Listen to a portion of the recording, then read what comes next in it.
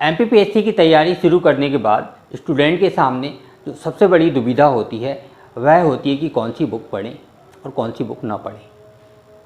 तो आज के वीडियो का हमारा फोकस यही है कि हमको कौन सी बुक्स पढ़नी चाहिए और बुक्स जो पढ़ते हैं तो उसमें भी कौन कौन सी बातों का ध्यान रखना है। एनसीईआरटी जब पढ़नी है तो उसको किस तरीके से पढ़ना है या कहाँ किस समय पर पढ़नी है, और जो बुक्स होंगी तो बुक्स को हम सब्जेक्ट वाइज किस तरीके से बांट सकते हैं या एक सब्जेक्ट की एक से अधिक बुक पढ़ सकते हैं या नहीं पढ़ सकते। इन सारे सवालों के जवाब हम आज इस वीडियो में देने वाले हैं। तो बेहतर होगा कि आप पेन और कॉपी लेकर बैठें और साथ में नोट भी करते चलें। और आज की क्लास जो रहेगी एक तरीके से एमपीपीएससी बुक लिस्ट को लेकर रहेगी। तो चलिए देखते हैं कि कौन सी बुक्स हैं जो हमको पढ़नी है।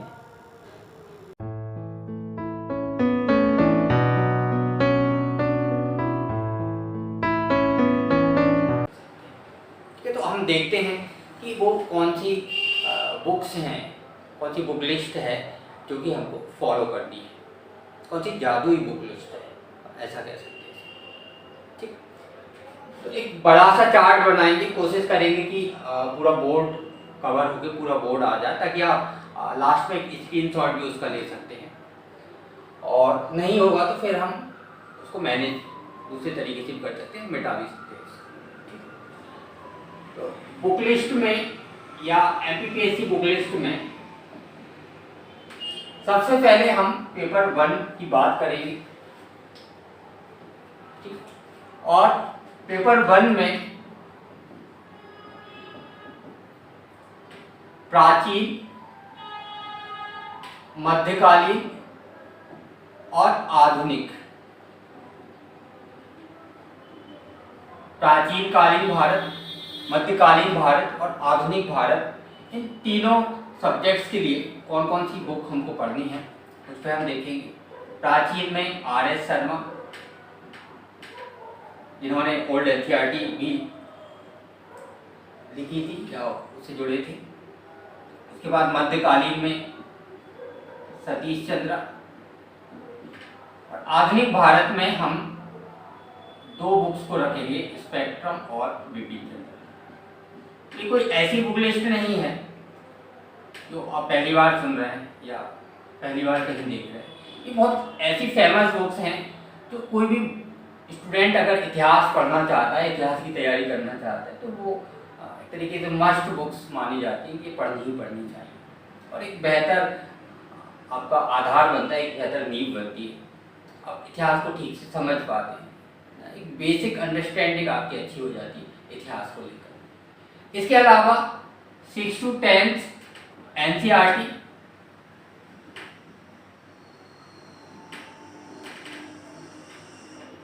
और 11-12 की ओल्ड एनसीईआरटी।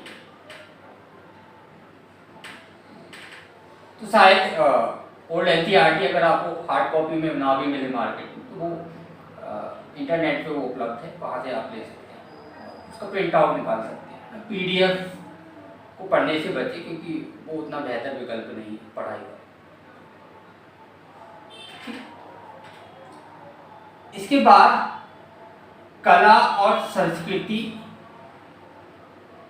को हम अलग से पढ़ सकते हैं, और आज के समय में पिछले कुछ सालों में कला और संस्कृति से प्रश्न ज़्यादा आते हैं और कुछ ऐसे प्रश्न भी होते हैं जो सामान्यतः हमको सामान्य इतिहास की किताबों में उतनी गहराई से नहीं मिलता है। तो उसके लिए हम नितिन सिंघानिया की कला और संस्कृति की बुक आती है, उसको हम पढ़ सकते हैं। ठीक, तो बस ये 4 बुक्स हैं और साथ में एनसीईआरटी है। जैसे एक सुझाव रहता है कि एनसीईआरटी पढ़ना चाहिए, हर बच्चे को ये सुझाव मिला हो, हर स्टूडेंट को ये सुझाव मिलता है, लेकिन एनसीईआरटी आपको जो सब्जेक्ट आप पढ़ रहे हैं उसके साथ पढ़ना चाहिए। ऐसा नहीं कि आपने पहले एनसीईआरटी पढ़ ली फिर आप बुक्स पढ़ना शुरू कर रहे हैं। तो जो भी सब्जेक्ट है, अगर दिन में आपने प्लान किया है कि दिन में 2 सब्जेक्ट तैयार करने हैं, तो अगर उसमें एक हिस्ट्री भी है तो साथ साथ में पहले ओल्ड एनसीईआरटी या 6 to 10 एनसीईआरटी हमने कवर करनी है, पढ़ ली है। उसके बाद हमने ओल्ड एनसीईआरटी प्राचीन भारत की पढ़ी और उसके साथ हमने आर.एस. शर्मा को पढ़ी। फिर हमने ओल्ड एनसीईआरटी में मध्यकालीन भारत को पढ़ा, फिर हमने सतीश चंद्र को पढ़ लिया। तो ये बेहतर तरीका होता है, ना कि ऐसा हो कि पहले हम एनसीईआरटी पढ़ लें फिर हम बुक्स पढ़ लें। तो वो कोई ऐसी प्रक्रिया नहीं है कि आप किसी भी तरीके से चीज़ें ख़त्म हो जाए। अगर ख़त्म करनी है तो वो फिर चीज़ें ख़त्म हो जाती है सभी तरीके से। ठीक है, इसको कैसे पढ़ना है वो भी थोड़ा सा इसको ध्यान रखें कि साथ में पढ़ें, और साथ में भी जिस वर्ग जिस काल को आप पढ़ रहे हो उस काल से संबंधित एनसीईआरटी और बुक्स को साथ साथ में पढ़ें। दूसरा पेपर 1 का ही दूसरा पोर्शन है। तरीके से पेपर 1 हम भाग बा या पार्ट बी बोल सकते हैं इसको। ज्योग्राफी का, भूगोल का। इसमें एक बुक है भूगोल समग्र अध्ययन,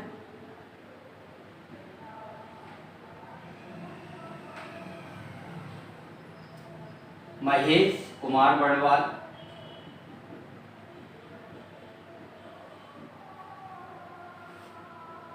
और एक बुक आपको मैं सजेस्ट करता हूँ, वो है आपदा प्रबंधन की, वो भी महेश कुमार बड़वाल।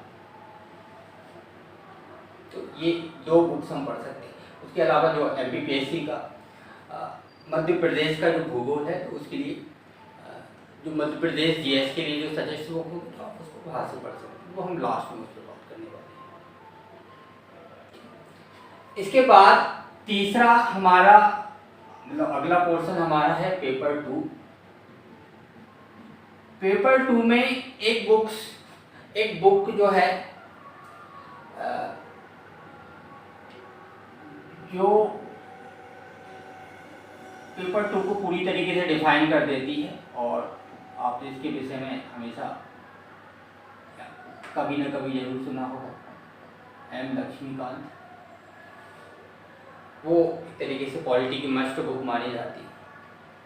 हाँ, उसमें आप चाहें तो काफ़ी बड़ी, काफ़ी कई सारे पेजों वाली एक मोटी सी किताब है। अगर मोटी किताबों से आपको डर लगता है तो आप बेहतर है कि आप देख लें कि अगर केवल एमपीपीएससी की तैयारी कर रहे हैं तब आप देख लें कि कौन कौन से टॉपिक्स जो हैं वो हमारे सिलेबस में शामिल हैं। आप लक्ष्मीकांत से केवल उन टॉपिक्स को तैयार कर लेते हैं। हाँ, अगर आप एमपीपीएससी और यूपीएससी दोनों की तैयारी कर रहे हैं तो मेरा सुझाव ये है कि आप इसको पूरी किताब को थोड़ा इत्मीनान से आराम से इसको पढ़ें। साथ में वेयर एक्ट जो है एक संविधान का एक किताब आती है जो हिंदी और इंग्लिश दोनों में होती है। लक्ष्मीकांत भी हिंदी इंग्लिश दोनों में मिल जाती है, और ये जितनी भी किताबों की हम बात कर रहे हैं वो भी हिंदी और इंग्लिश दोनों में उपलब्ध हैं। तो आप जिस भी मीडियम से, कोई मैटर नहीं करता है, आप इन किताबों को ये मस्ट किताब एक तरीके से अगर आप एमपीपीएससी की तैयारी करें, एमपीपीएससी प्लस यूपीएससी की तैयारी करें। तो वेयर एक्ट संविधान के जो 395 आर्टिकल्स हैं तो उनको हिंदी और इंग्लिश दोनों में, जो मूल रूप से जो संविधान है उसका एक तरीके से पूरी किताब है, और सारे संविधान जैसे संविधान में हैं वैसे के वैसे उसमें लिखे हुए हैं, और हिंदी और इंग्लिश दोनों में मिलते हैं। तो अगर इस किताब को साथ में रख के आप लक्ष्मीकांत को पढ़ोगे और इस किताब का इस्तेमाल करते रहोगे, कि अगर आप देख रहे हैं कि आर्टिकल 17 में कुछ लिखा हुआ है तो संविधान में कैसा लिखा हुआ है, इस किताब में कैसा लिखा हुआ है, तो इसको थोड़ा सा संविधान में भी लिख लेंगे तो वो आपकी समझ को, पॉलिटी की समझ को और ज़्यादा बेहतर करेगा, ब्रॉड करेगा एक तरीके से। तो इन दोनों को आप साथ लेके पढ़ें। इसके अलावा पेपर 2 का एक दूसरा हिस्सा है अर्थव्यवस्था, और अर्थव्यवस्था में एक बुक जो ज़्यादा पुरानी नहीं है लेकिन एकदम नई भी नहीं है, नितिन सिंघानी, इस बुक को पढ़ सकते हैं। तो वो शायद एमपीपीएससी की जो मेन आपके सिलेबस में, मेंस के सिलेबस में जिस तरीके से टॉपिक दिए हुए हैं उनको बहुत ज़्यादा कवर नहीं करेगा, लेकिन इकोनॉमिक्स की जो बेसिक अंडरस्टैंडिंग है वो आपकी थोड़ी ठीक करती है। उसके बाद थोड़ा सा आपको इकोनॉमिक्स को लेकर, या आप पॉलिटी का भी कह सकते हैं कि इकोनॉमिक्स और पॉलिटी को लेकर आपको कुछ या तो लोकल कुछ नोट्स जो आपके आसपास कोई अच्छे संस्थान हैं तो उसके लेने पड़ेंगे, या कुछ एकेडमी जो यूनिट वाइज नोट चलते हैं, सिलेबस वाइज नोट्स चलते हैं, तो उनमें से किसी बुक्स को आपको लेना पड़ेगा, तब वो पूरा कवर हो पाएगा। अकेले इनसे सारा कवर नहीं हो, हाँ एक बेसिक अंडरस्टैंडिंग जरूर बनेगी, और इसलिए शुरुआत में पहले हमको इन्हीं से पढ़ना चाहिए। आपके पास समय है निश्चित रूप से इसको पढ़ना चाहिए। सेकेंड पेपर में एक सोशियोलॉजी का पोर्शन भी है, वो भी बहुत अलग है। यूपीएससी और एमपीपीएससी में काफ़ी इसमें अंतर है, लेकिन अगर आप चाहें तो अगर यूपीएससी भी आपको देना है, उसकी भी तैयारी कर रहे हैं, तो इसमें एक समाजशास्त्र के लिए एक बेहतर बुक आती है जो आईएएस की तैयारी करने वाले बच्चे पढ़ते हैं, राम आहूजा, उसको आप पढ़ सकते हैं। तो वो एक अच्छी बुक है, बेहतर बुक है। तो पेपर 2 कवर करने के लिए बेसिक बुक्स केवल, ये पूरे पेपर 2 को कवर नहीं करेगा, क्योंकि एमपीपीएससी ने जो 10 यूनिट पेपर 2 में शामिल किए उसमें बहुत सारी बुक्स हैं। पॉलिटी के इतर, लक्ष्मीकांत के इतर बहुत सारे टॉपिक्स हैं। समाज में स्वास्थ्य और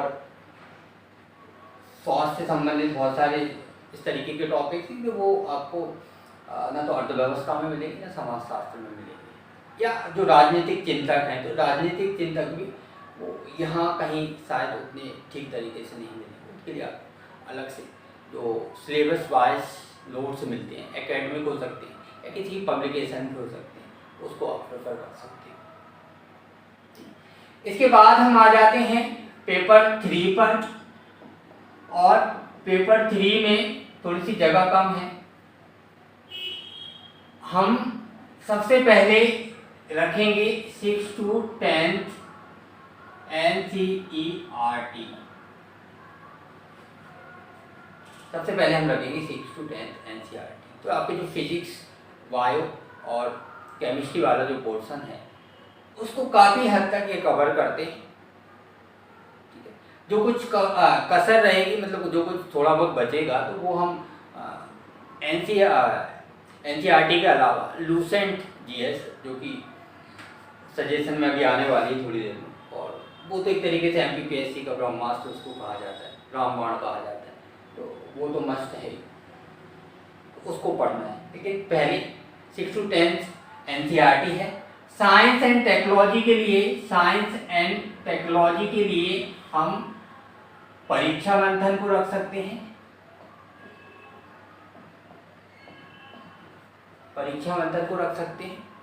और थर्ड पेपर में एक पोर्शन कंप्यूटर और पर्यावरण का भी होता है, तो कंप्यूटर और पर्यावरण के लिए भी अलग अलग परीक्षा मंथन की बुक आती है, तो उसके लिए भी हम परीक्षा मंथन को रख सकते हैं, कंप्यूटर और पर्यावरण। तो चाहें तो हम थोड़ा सा लक्ष्मीकांत जी को हम इधर ले आते हैं, एम लक्ष्मीकांत, और यहाँ पर कंप्यूटर प्लस पर्यावरण, और इसके लिए परीक्षा मंथन सिंघानिया जी का भी केवल नितिन रहने देते हैं। कंप्यूटर प्लस पर्यावरण, परीक्षा मंथन, तो नितिन और इतना लिख देते हैं, तो आप स्क्रीनशॉट में भी समझ पाएंगे कि नितिन सिंघानिया, परीक्षा मंथन। तो ये 3 पेपर से जुड़ी हुई किताबें हैं। कोशिश हमने यही किया है कि कम से कम रहे, और बेसिक जो हमको पढ़नी होती है कहीं ना कहीं वो एक हमारा साइकोलॉजिकल सेटिस्फेक्शन भी देती है, क्योंकि कई सारे दावेदार जब आप तैयारी कर रहे होते हैं तो आपके आसपास के दावेदार आ जाते हैं कि मैंने इतनी सारी किताबें पढ़ी, ये किताबें पढ़ी, और थोड़ा सा आपके ग्राउंड को कमजोर करते हैं, अच्छा मैंने नहीं पढ़ा है, तो हो सकता है कि वो कॉन्फिडेंस में गिरावट लाए। तो उस कॉन्फिडेंस को बढ़ाने के लिए भी हमको ये सारी किताबें पढ़नी चाहिए। दूसरा, कॉन्फिडेंस ना भी आए तो भी नॉलेज हमको इतना आएगा कि वो कॉन्फिडेंस को भी साथ में ले ही आएगा खींच जाने। इसलिए ये सब्जेक्ट वाइज जो हैं कुछ मस्ट किताबें हैं जो हमको पढ़नी चाहिए अगर हमारे पास समय है, या हम अगर आईएएस की भी तैयारी कर रहे हैं एमपीपीएससी के साथ, तब समय हमारे पास ज़्यादा है या हम आईएएस यूपीएससी की तैयारी कर रहे हैं, तब हमको इन किताबों को जरूर पढ़ना चाहिए। लेकिन इन किताबों को पढ़ने से पहले भी एक काम और आपको करना है, और वो आपको करना है कि एमपीपीएससी प्री और एमपीपीएससी मेंस, इन दोनों के प्रीवियस ईयर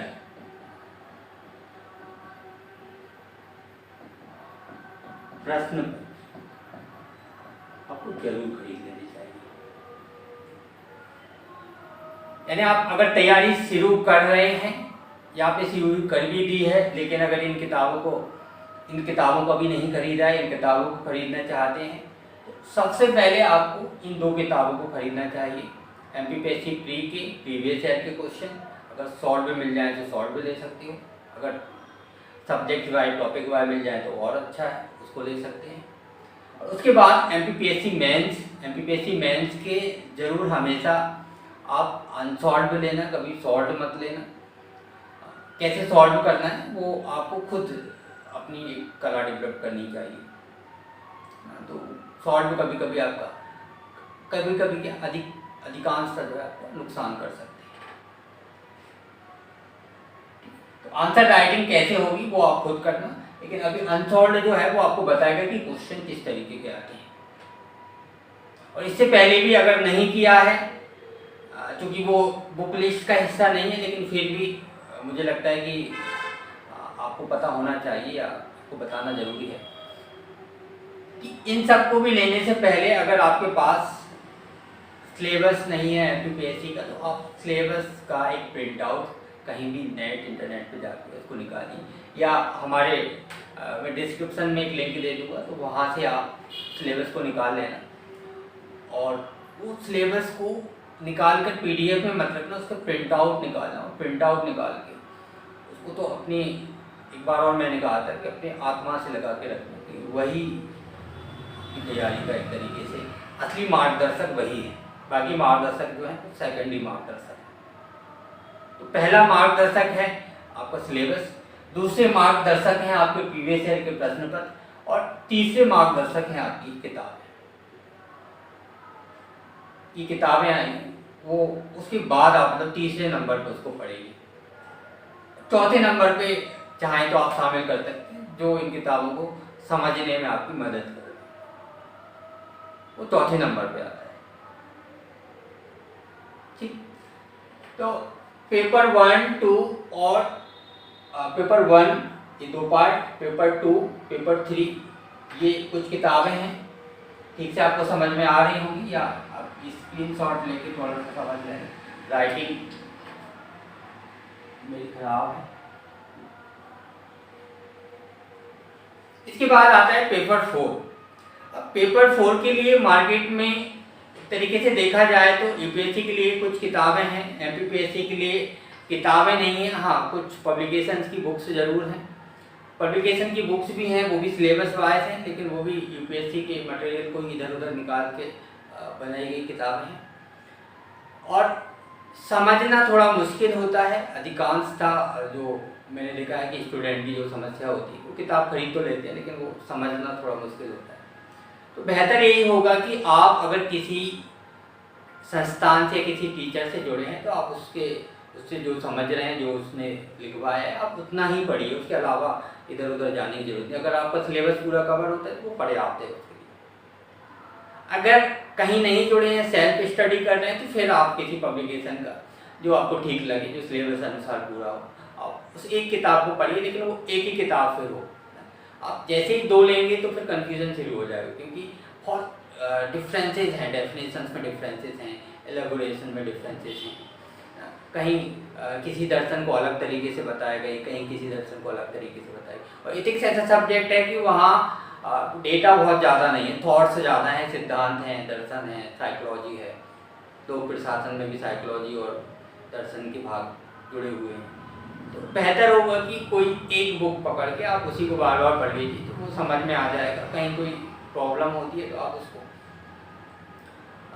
पढ़ सकते हैं, मतलब समझ सकते हैं। यूट्यूब पर आकर कोई ना कोई टीचर यहाँ पर होगा। इसके बाद नंबर आता है पेपर 5 का। पेपर 5 में एक बुक है जो हमको पढ़नी है, और एक बुक के साथ एक काम और हमको करना है, चंचल जैन। और इस बुक के साथ हमको जो हिंदी के प्रीवियस ईयर प्रश्न पत्र हैं उनको देख लेना है। उनका सॉल्व अगर हम देखेंगे यहाँ पर तो ज़्यादा बेहतर होगा। उसको अगर हम सॉल्व कर दें तो बहुत सारे प्रश्न जो है वो हमको वहाँ पे मिल जाएंगे, और उसकी प्रकृति हमको साथ में मिल जाएगी। तो ये दो चीज़ें हिंदी में हमारी तैयारी को मजबूती देने के लिए पर्याप्त है। इसके बाद पेपर 6 के लिए हम एक तो जो निबंध पर दृष्टि का बुक आता है उसको हम देख सकते हैं, दृष्टि पब्लिकेशन का। और दूसरा ये दूसरी तैयारी जो महत्वपूर्ण है वो हम उसको लिख कर करें। प्रीवियस ईयर के जो क्वेश्चन निबंध आए हुए उनको ज़्यादा से ज़्यादा सॉल्व करें, वो ज़्यादा बेहतर होगा।